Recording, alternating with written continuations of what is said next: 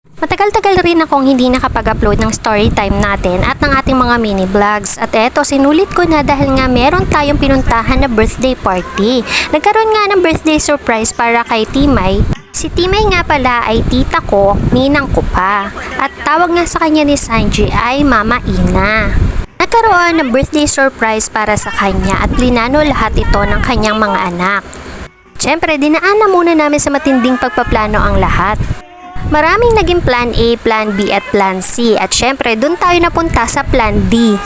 Napakahirap ng i-surprise ni Timay kaya naman nakita agad niya yung mga pagkain pero hindi pa rin niya talaga alam kung bakit nagkaroon ng mga pagkain. So surprise sana ito ng kanyang mga anak, kanya lang nakita niya nung lumabas siya dito. At dahil nga ang birthday surprise na ito ay hindi na naging sorpresa pero wala pa rin siyang kaalam-alam na meron pang isang plan E ang kanyang mga anak. Wala nga kaalam-alam si Timay na naka-order na nga kami ng flower money bouquet na ito.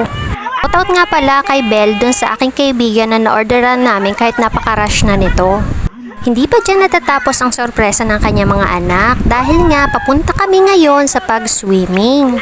Lahat ng iyan ay plano ng kanyang mga anak para sa kanyang birthday party.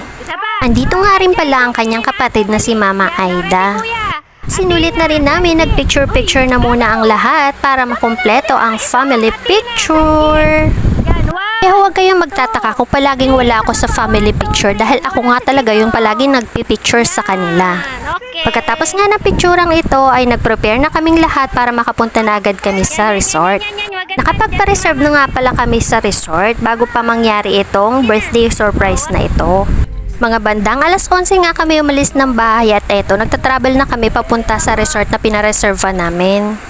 Marami kaming napagpili ang resort na hindi pa namin napupuntahan at napili nga ng mga anak niya ay pumunta kami dito sa Banayad Resort.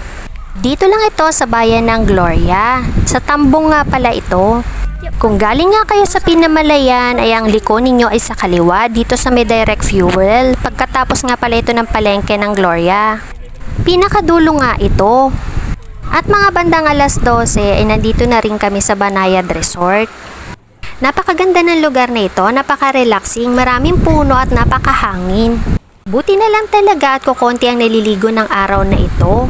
Aming cottage kang pagpipilian, meron din silang pwede sa mga overnight stay. At napili nga namin yung cottage dito sa pinakadulo. Nasa ilalim nga pala siya ng mga puno kaya napakalamig dito. Meron tayong tatlong klase ng pool. Meron tayong 4 feet, 5 feet at 6 feet. Flowing nga pala ang water dito kaya napakalinis at napakalamig. Kung makikita ninyo dito sa video, ayan yung mga rooms na pwedeng pag-stayan ninyo kung mag-overnight kayo. Naka fully air condition nga pala yan.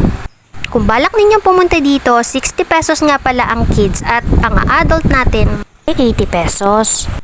Doon sa mga nagbabalak na maligo dito, 60 pesos nga pala ang kids at ang adult natin ay 80 pesos. Mas maganda kung magpapareserve na kayo ng mas maaga. 500 pesos nga pala ang reservation dito. Ang maganda dito ay meron silang bracelet na katulad nitong suot-suot ko para hindi ka nga naman magdoble ng entrance. Pagkarating nga namin ay kumain na muna kami at gutom na talaga ang lahat.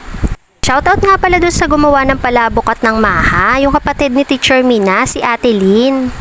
Lalagay ko na lang yung Facebook account niya dito at nagluto na rin pala si Timay ng adobo ng hotdog. Meron nga rin pala kaming in-order na barbecue at takoyaki.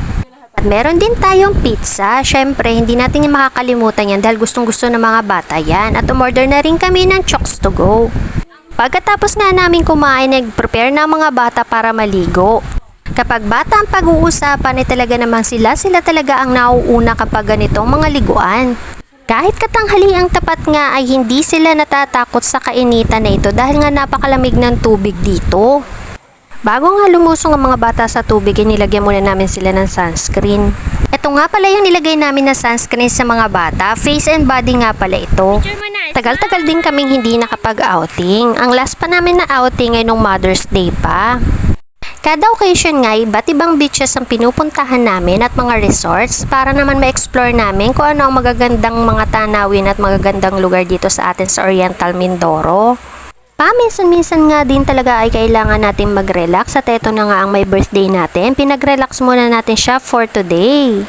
O, yun lamang po ang aming kwento. Maraming salamat sa inyong panonood. Paki-follow and like na lang ng page ni Sanji.